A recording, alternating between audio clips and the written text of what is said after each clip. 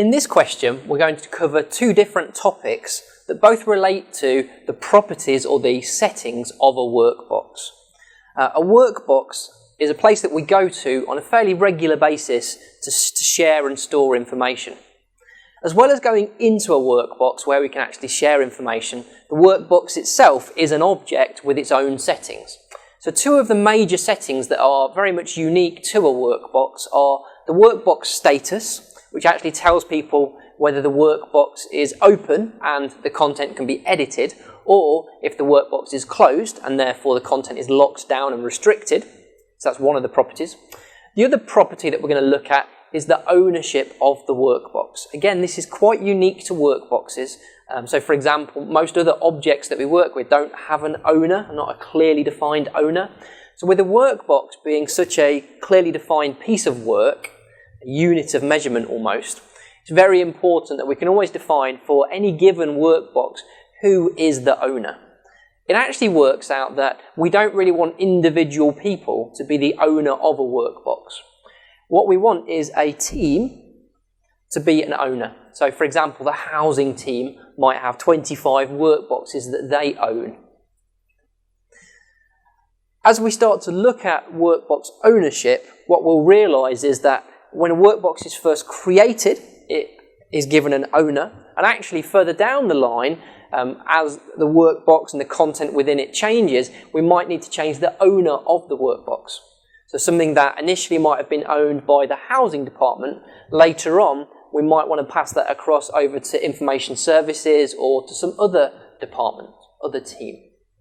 So during this series of demonstrations, we're going to show you how to deal with both workbox statuses, so how to view a workbox status and how to change a workbox status, for example, from open to closed.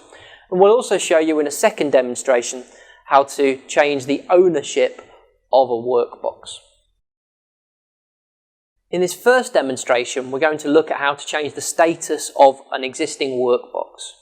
Remember, when a workbox is first created, it defaults to having an open status. And open effectively means that people that have been invited to the workbox to contribute can not only view information that exists already in the workbox, they can also edit that information and they can contribute new information, as well as deleting files that are stored in that workbox. So open means we're working, this information is active, and it can be updated. When a piece of work is finished with, so a project might have been signed off as finished, for example, all of the goals have been achieved, all the budget's been spent, at that point we might want to go ahead and close the workbox, so that when people look at the workbox in the future, they know this is not a place they should be actively working anymore. This is really, really useful. It allows us to stop people storing information in places where they shouldn't be. So if things are open, you can store content there, assuming you have permissions to. If things are closed, you cannot add or edit the content. So it's a good way of clearly defining what's active and current against what's finished with and should no longer be edited. So we're going to show you during this demonstration how to take an open workbox and close it. We're also, within this one, going to show you how to reopen a workbox that perhaps had been closed by mistake or had been closed a bit too early. So here we are. We're logged into Izzy, our demonstration environment for today. I'm going to head over into the My Teams tab. In this particular example, we're going to head into a community of practice, but I could have gone into a team site instead. Community of practice is just the same for what we're doing right now. Within there, I'm going to go into a specific workbox. So I'm just navigating, in this example, into the team meetings. But again, this would work in the exact same way for project workboxes and all of the other workboxes as well. So here we go. We've got just a demonstration workbox that we're going to use for now.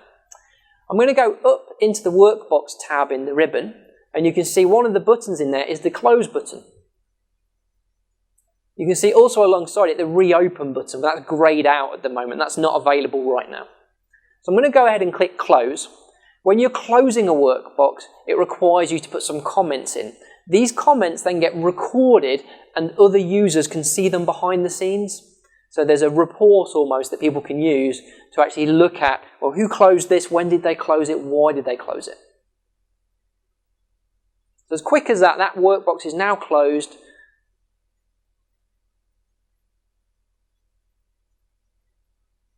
If I head back to my team site and go and have a look now, you'll notice that another side effect of closing the workbox is it no longer appears in the default view. So having actually closed that workbox, it's now disappeared from that default view. The reason for that is that when people were looking at and talking about the design of this system, they said, well, one of the problems at the moment with network drives is all of the old information is stored in the exact same place as the new and current information. So what we're doing here by closing a workbox is removing it from the standard view. So when you first come in and you're looking around in a team site or a community of practice and you're looking through this big list of workboxes, these are the current open workboxes. To actually view the closed workboxes, it's still very easy to do, but you basically go and you click on the closed button that my mouse pointer is now hovering right over. And if we were to click on closed, the screen would refresh and it would show you only the closed workboxes. Here in our second demonstration for this particular question, we're going to look at how to change the ownership of a workbox. We've already mentioned that the ownership of the workbox actually is a very, very important thing. Normally as an individual you might not think about what information you're the owner of, what you're responsible for, but actually as a team it's very important to be clear on what information we're responsible for as a team versus what information other teams are responsible for. So this ownership is a clear and simple way for our team to know what we're meant to be working on, what is within our remit. As part of being an owner of a workbox, it also means that your team gains the appropriate permissions automatically to contribute and edit and delete content within that workbox. So being the owner of something not only means that your name is against it, it actually is very practical as well. It gives you the permissions to make those changes. So with that said, let's take a look now at how we can change the ownership of an existing workbox.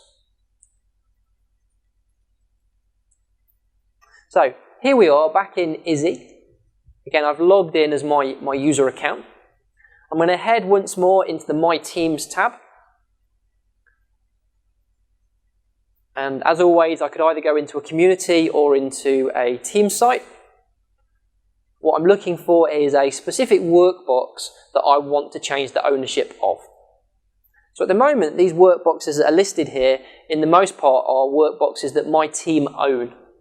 So what we're going to say is that my team no longer needs to own this particular workbox. They want to change the ownership over to another team. So we're going up into the Workbox tab in the ribbon, and we're going to choose to view the properties. The reason we're doing that is this is one way we can confirm who or which team currently owns the workbox. So we can view that information right there. Coming back out of that information, we're then going to click the button to change owner.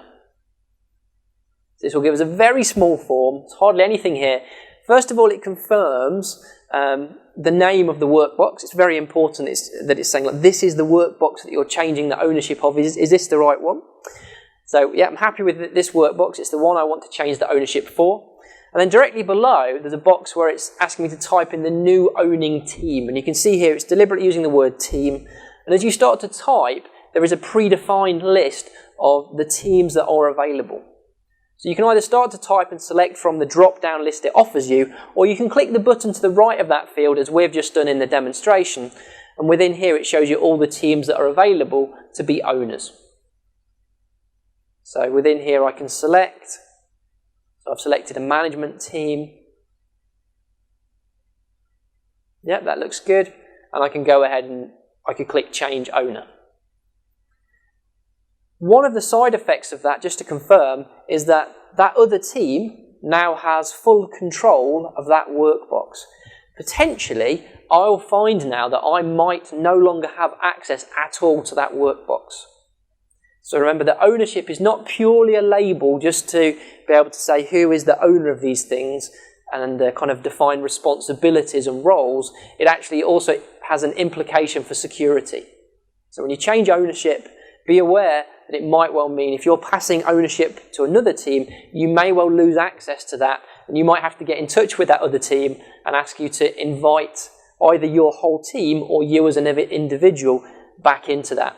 There are a series of other questions within this same series of videos that relate to security.